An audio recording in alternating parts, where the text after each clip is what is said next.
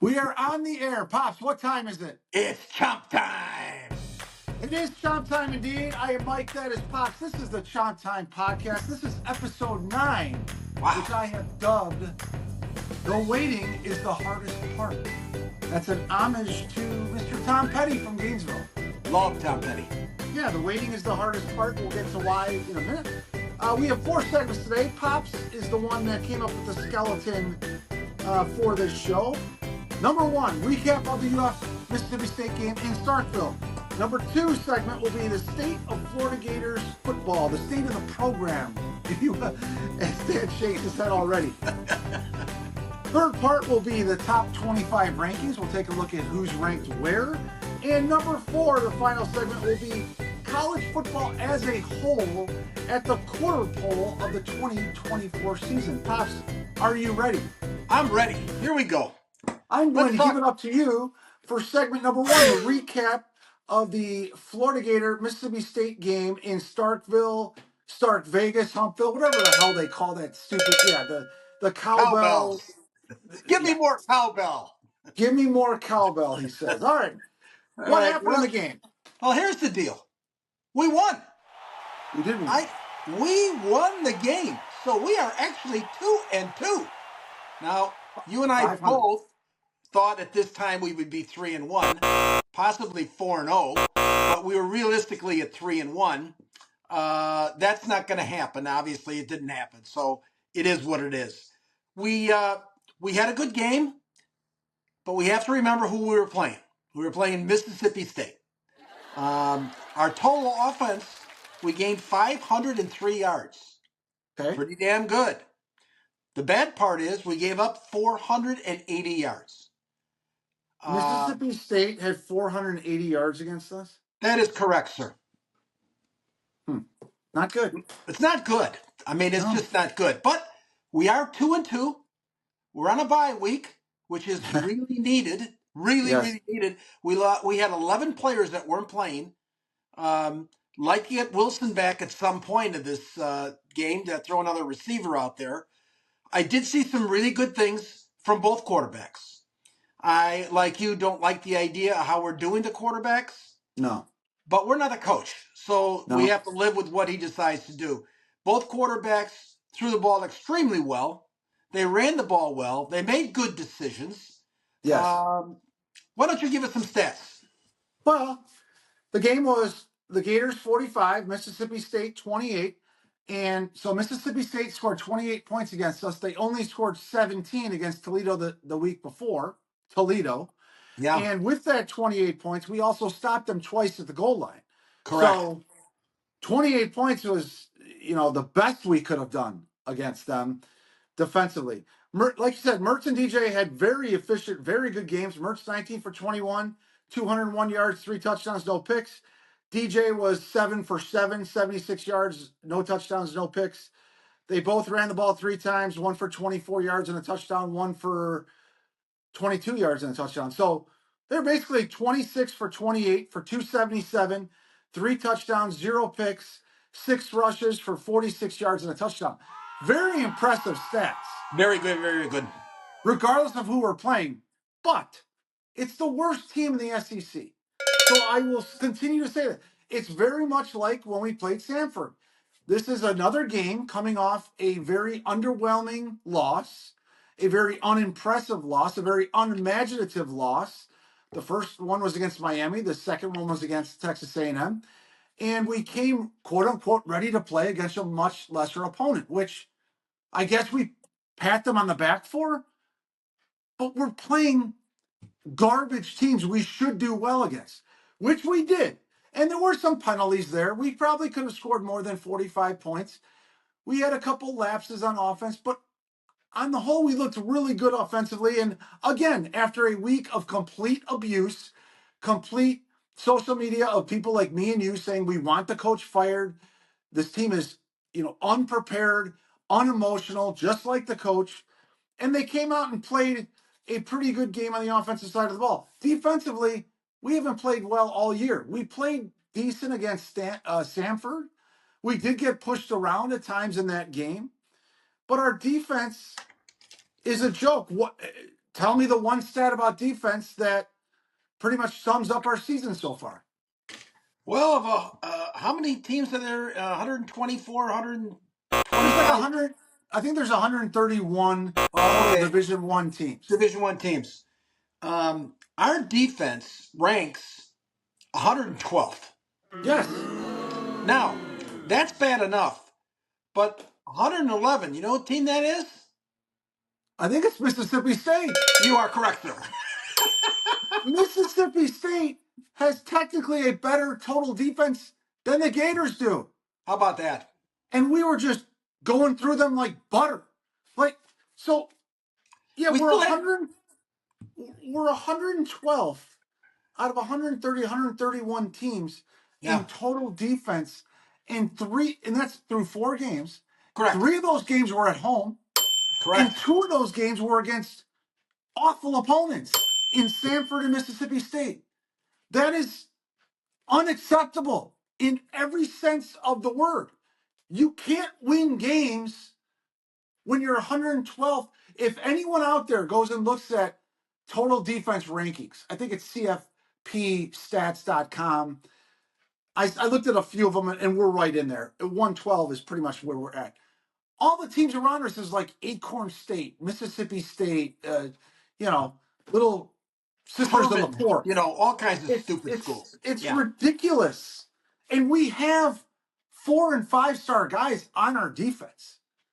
I don't even know what to say. I'm speechless as to how bad. Well, let me say a couple more stats before I let you talk again. Sure. Mississippi State, I'll just say this. They had 3 running backs get at least 8 carries. Johnny Daniels went 14 carries for 77 yards. Something Booth went 16 carries for 75 yards. Kevon Lee went 8 carries for 52 yards. So the first guy averaged 5.5 yards per carry. The second guy averaged 4.7 yards per carry. And the third guy averaged 6.5 yards per carry. They all carried it at least 8 times. They are not running behind an SEC all offensive line. They themselves are not all SEC players. And all 3 of them had success. We can't stop the run at all. And the other interesting part of this is that the broadcasters mentioned 2 things pretty much the whole game. One was, well, Mississippi State's offensive line is all brand new. Nobody's from last year. They're all brand new from bringing them in for recruits and in the portal and everything else. He goes, the other thing he kept on saying was, this is Mertz's team. Yeah, we know it's Mertz's team, okay? But Mertz doesn't play defense. Mertz plays offense, okay? This defensive front that we have is horrendous. There's no other way to say it but horrendous. They can't guard, they can't tackle anybody. I mean, these guys are pushing guys, 3-4 guys, trying to get a running back down as he gains 4 more yards. The defensive backs have no clue of what's going on. None. This defense is atrocious. I agree. And the 2 guys that I saw watching the game that I was impressed with in a very limited fashion were DB Sharif Denson. He was number 0. He was at least sticking his head in there all the time. I think he had the most tackles and assists as anybody. And then the linebacker, true freshman named Aaron Childs. He's one of the few guys I heard about in the offseason with tons of compliments that's actually looking like he's living up to it. LJ McCray at times, but the rest of the defense. So that's 2 out of 11. That's 2 out of 11. Yeah, they can't tackle anybody. I mean, I'm sure our guys are. I've read a couple posts. They're very polite in interviews. They're really nice guys. They stay out of trouble. Since when do we pat people on the back for not getting arrested? Like, don't tell me that. Well, let's look up to Billy because he's recruited some good guys. Everyone should be good people. Like, we've changed the culture, and now we're horrendous. Of course, I'm not looking for him to recruit a bunch of guys that are troublemakers but are outstanding talents. Of course, I want it all. I want good guys and good players. Right. Everyone does. But let's not pat people on the back these days for going to class. Let's not pat people on the back these days for being cordial in an interview. Like, great. Let's play some good football. Let's coach them up a little bit. Let's have a little bit of nasty on the field in the violent sport, which is football. We can't stop anybody. And I will say this again for the third time, maybe in the last 5 minutes. 1/12 out of 130 in defense, and we've only played two good teams, one of which was a top 10 team. The other three teams are not. What I want to know is, do we teach technique at all? I mean, do we teach it at all? I don't know. Hands up. I don't know. It doesn't show. It certainly doesn't look like it. I mean, let's go straight into segment 2, which is the state of Florida football. We've already started talking about it. State of Florida football. Like you said, Mertz looks more polished than DJ. DJ looked amazing. I said as much on social media more than a few times. Yes, we were playing Sanford, but he was throwing dimes all over the field. Right. But the caveat, the qualifier, is that it's Sanford. He's not scared of the guys rushing against him. He's not scared of the defenders playing his receivers. You know that if he makes a mistake or two, he's not coming out of the game because Mertz was hurt. This was his game, and more than likely we're going to trounce this team. He looked great against Sanford, but Mertz is the more polished guy. If Billy had any spine, any nuts whatsoever, he comes out after the Sanford game and says, listen, DJ is the future of Florida football at the quarterback position, and we will play him at times moving forward. But the more polished, easily quarterback and more experienced quarterback in big time games, SEC, Big Ten, whatever, is Graham Mertz. He's the more polished quarterback. He gives us our best chance to win against Mississippi or against Texas A&M. I believe he was 12 for 15, and one of his incompletions was a ball that Badger should have caught that ended up being a pick six. It wasn't a great decision of where to throw the ball, but it was where it had to be. Mertz is easily the most polished of the guy. DJ has the most upside for sure, but we need wins, and he's coaching for his life. So either make the decision that even though Mertz is easily more polished, and I'm sure he sees it in practice as well, even though we are going with DJ the rest of the season, or go with the polish. You don't go with both of them. You don't do that. You don't do it. All right, I agree with you 1,000%. The change this week was instead of alternating every other series, he won every third series. I mean, yes. I don't know what that does at all. I mean, it's just like, first of all, let me say this to the Gator Nation. I was wrong. I was wrong. I was wrong. Yes. I said Billy would be fired the Monday after the Mississippi State game because we were on a bye. I was wrong. All right. It looks like he's sticking around, and it looks like the university has decided we're not going anywhere this year. And I guess they've decided that they look at the schedule themselves and say, if we bring somebody in, is it going to make any difference at all? If we promote somebody, is it going to make any difference at all? At this point, I'm with you.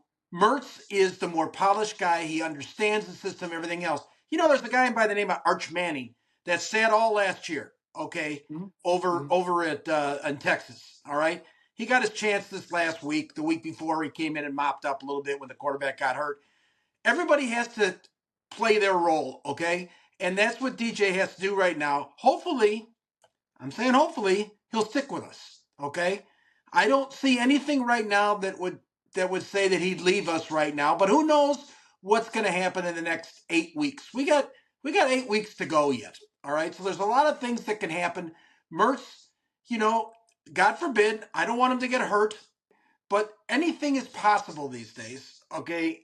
And so we just got to stay positive, but it looks like Billy's sticking around, and that's just the way the university has decided. We're in a difficult situation. We have an interim president. We got an athletic director that everybody wants out. So it's kind of like a catch-22. just leave things alone right now. I know the money's to be. The alumni are not happy with it. They're happy with the victory, but we got a week off. We got Central Florida coming. It's going to be a tough game. The only good part is at the Swamp, and then Murderers Row happens after that. So yeah, there's some reports, of course. Who knows what's going on in social media that the boosters don't have the money yet together. Plenty of reports that they do have the money together. yeah, it's So social so who media. knows? But I recently learned that if you fire your coach in season, one of the new rules is everyone on the team has a 30-day window to transfer. I don't know if it's an immediate transfer, but you can Right. transfer that 30. So You if we can't you fire can't play. You can't play. You could practice, but you can't play.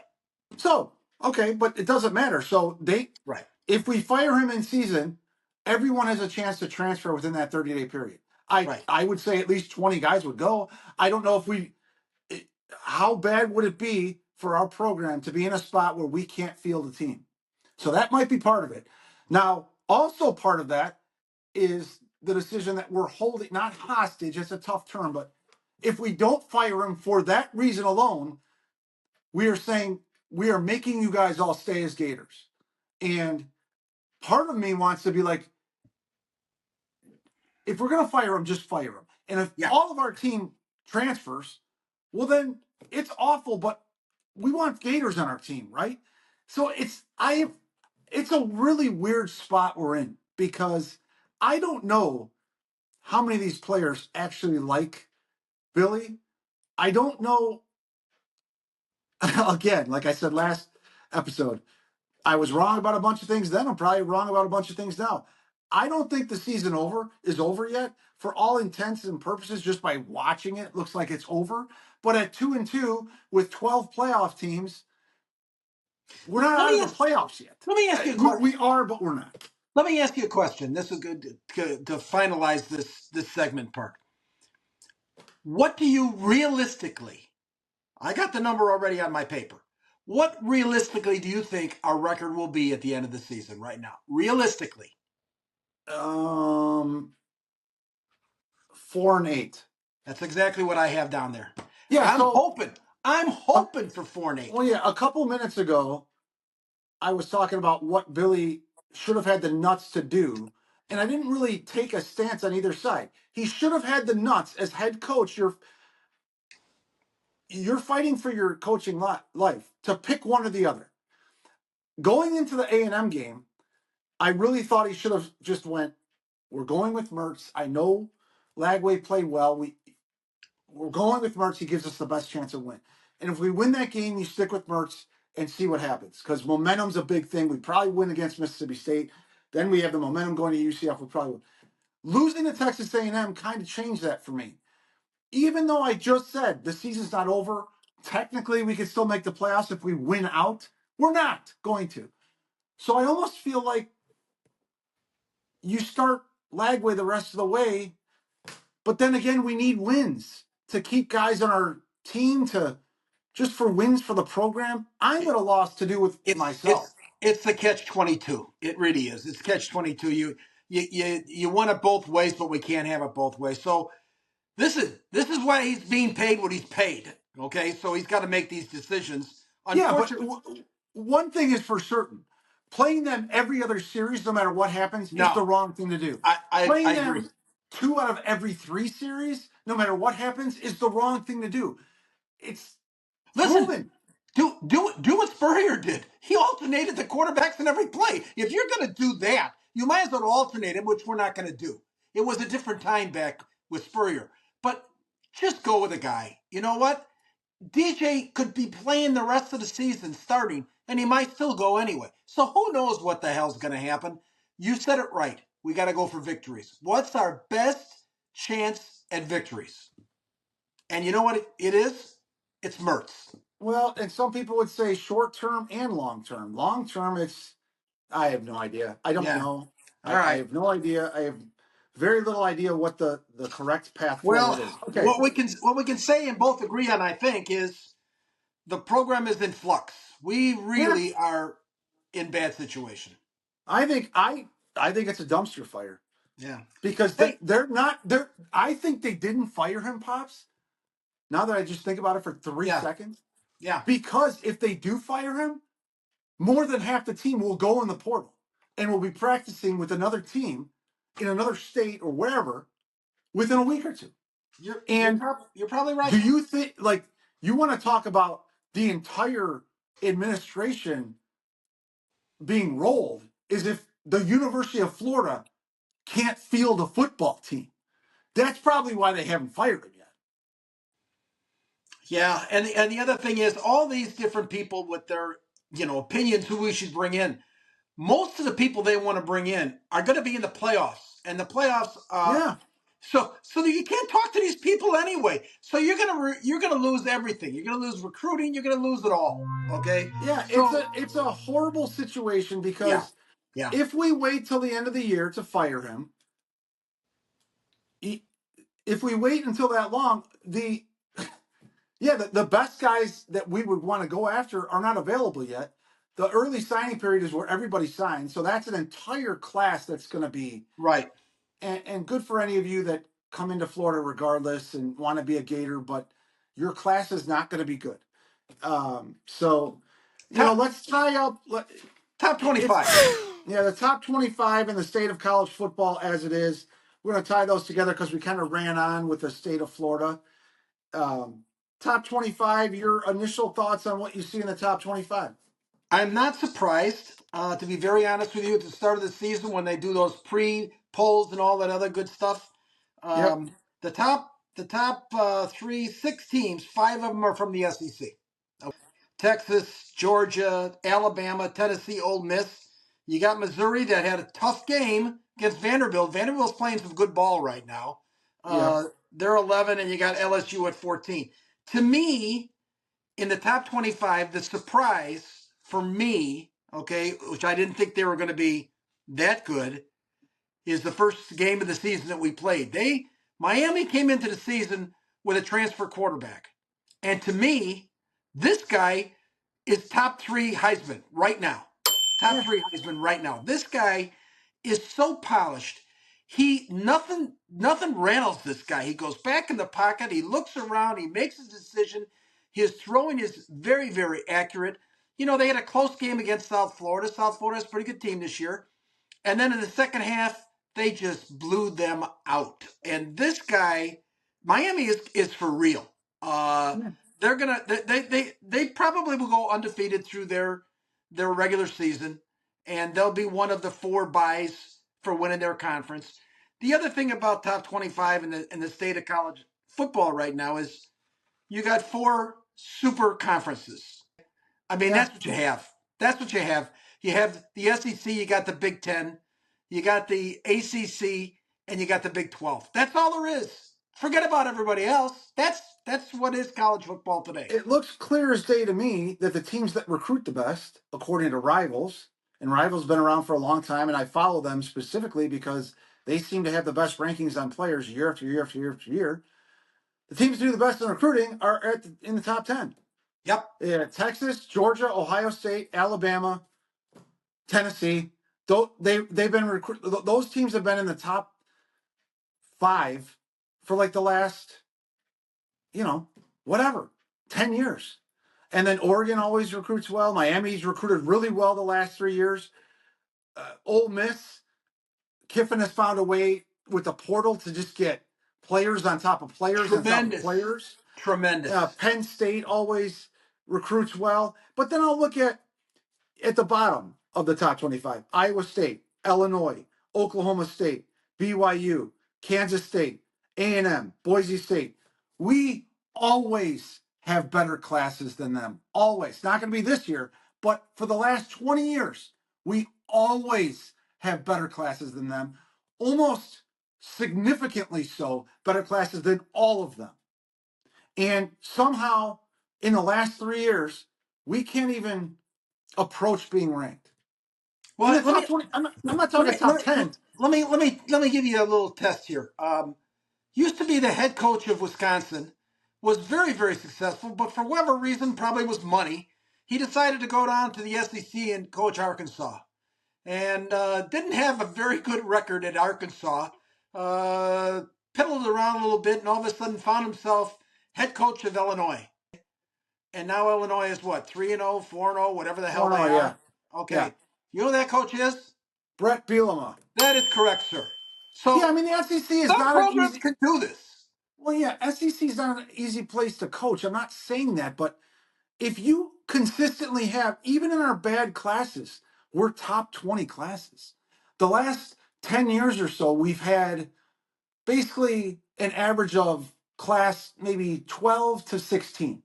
Yeah. Yet we're never ranked. But every single year, our class is 12. It's not going to be this year, but every No. single year, 12 to 16. And we cannot get ranked. We can't win. We're not missing with all these guys. Our coaches are just not good. And especially so with Napier. We got this kid Mizell that you've been talking about since game one, okay? Throw him the friggin' ball. Throw him the ball. This kid had like 2 catches up until last week's game. I mean, why would this kid want to stick around? Why would he want to stick around in that situation? That's the every time problem that we have. every time I see him play, I like him a lot. Whenever I see Hansen play, I like him a lot. And we bring in these transfers, like we brought in wide receiver transfers, DK, okay, or Chamir, whatever his name is. He's good at punt returns, good for him. He doesn't impress me as a receiver. Badgers, people say he's balling out. I'm like, I don't see him balling out. He's good, but Mizell looks like a bona fide superstar whenever he touches the ball. Great moves in the open field. Great moves in the And open field. and Ball looks like that as well. Whatever. I mean, the state of college, so the top 25, it bothers me that we're not even sniffing it. And it's not like we're getting 40th ranked classes or 36th ranked classes. And we're not even sniffing it because we have no idea how to Well, coach. the other part of the overall first quarter of college football, it shows us the cream is still on the top. Yeah. Okay. The best of the best are still there. They're going to have a tougher time this year because the conferences that align to the new teams this year, like, Oregon, Washington, Southern Cal, UCLA are now in the Big Ten, and we have, Oklahoma and Texas, besides everybody else we've been bringing in. So they're all kind of getting to that 16-team thing. It's not going to be easy, but the cream will rise to the top. College football today, it's to me it's not as exciting. I'm sorry, as when I was growing up, because the portal and NIL has really put to me a damper on college football, because now it's about who's going to pay me the most. Okay, I'm not playing enough, so I'm going to go into the portal and find a team I can play with. Yeah. I mean, I'm tired of announcers saying so and so formerly from. I mean, that's the second word out of his mouth because everybody's from somewhere else now. I mean, Yeah, it's not the same college football as no, we've known. But the it's cream not. does rise to the top. The best teams are at the top. Yeah, and they keep their guys the best, and they attract the best recruits from high school. They attract the best recruits from the portal. I think the NIL and the immediate transfer portal is basically killing college football. Of course, we're going to still go and watch, but Yes. Yes. and then you got the realignment. My favorite part always of college football is tradition, pageantry, rivalries. There's still going to be rivalries, but I mean, Michigan playing, what was it, USC this week? I Yeah. didn't like it. Same kind of thing with when the Cubs played, and this is from left field, literally. When the Cubs played the Yankees for the first time in Wrigley Field, that should have only happened if there was a World Series. Yeah. It's But all about the money. it's a different It's time. You're right. It's all it's about the all about money. the money, and there's no loyalty anywhere. No. Um, I liked there being a bunch of different conferences. Yeah. Always. Yeah. The only thing that's going in the right direction is the playoffs. Well, That's but the only. didn't you? You're right. But didn't you like it when all of a sudden there's some team that it's not as great as the other teams. They're fighting to get on one of those 4 stops. Those 4 playoff spots. It was somebody from nowhere. Boise State or somebody else. I mean, that was exciting to see other teams. Now, yeah, you can bring in 12 teams, but we know who the 12 teams are going to be. The best right. of the best.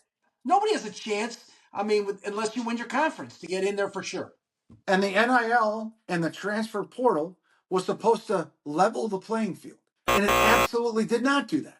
Of course, it did the exact opposite. That is so correct. The richest schools get the best, even more of the best players. Let me end this on a positive note. Okay, how's your fantasy teams doing? Awful. I am downtrodden the last couple days because I love football.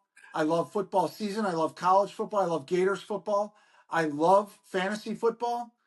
And it's all crashing down on me. And we are only 3 weeks in. And I need to find a girlfriend. I need a couple more hobbies because I am depressed and I'm pissed off. All right, that's what I want to hear.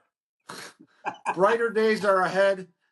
We have a week off to kind of catch our breath and get ready for UCF. We need to beat UCF. Yeah. Let's have some fun in the next broadcast. We'll figure something else out. All right, sounds good. So this was episode 9, was it? Yes, waiting sir. is the hardest part. And the reason I'm saying the waiting is the hardest part is twofold. One, bye weeks. I've never liked bye weeks for my NFL team, and especially for my college team. You got to wait 2 weeks for a game, regardless if you're looking forward to that game or not, or who we're playing or whatever. You have to wait, and the waiting is the hardest part because we all know Billy Napier is not the guy. He is 100% not the guy. For whatever reason, he hasn't been fired yet. Be it the money we don't have collected yet, the being frightened of everyone going in the transfer portal and not being able to field a team. He's not the right guy, whether we have to wait anyway for the guys we do want because they're coaching good teams. The waiting is the hardest part to start the new chapter because this chapter is, for all intents and purposes, over. And it's a boring read. The good news that we have a bye this week. As you know, I live in Florida, and we got another hurricane coming at us. Okay. And it's going to be a lot of rain, a lot of wind. So I'm glad that we don't have a game this week because it's going to hit upper Tampa area Friday, Saturday, and it would fly over to Gainesville, so the weather wouldn't be good. So we'll be fine. I'll have a couple more days of sleep. We'll have another episode on Friday, and we're going to have some fun stuff going on. We will talk about some Florida football, but it'll be a lot of trivia. We're going to get a game show or two involved, so it'll be a lot more fun. So again, I'm Mike. That's Pops. This was a Chomp Time podcast. Until Friday, go Gators! Go Gators!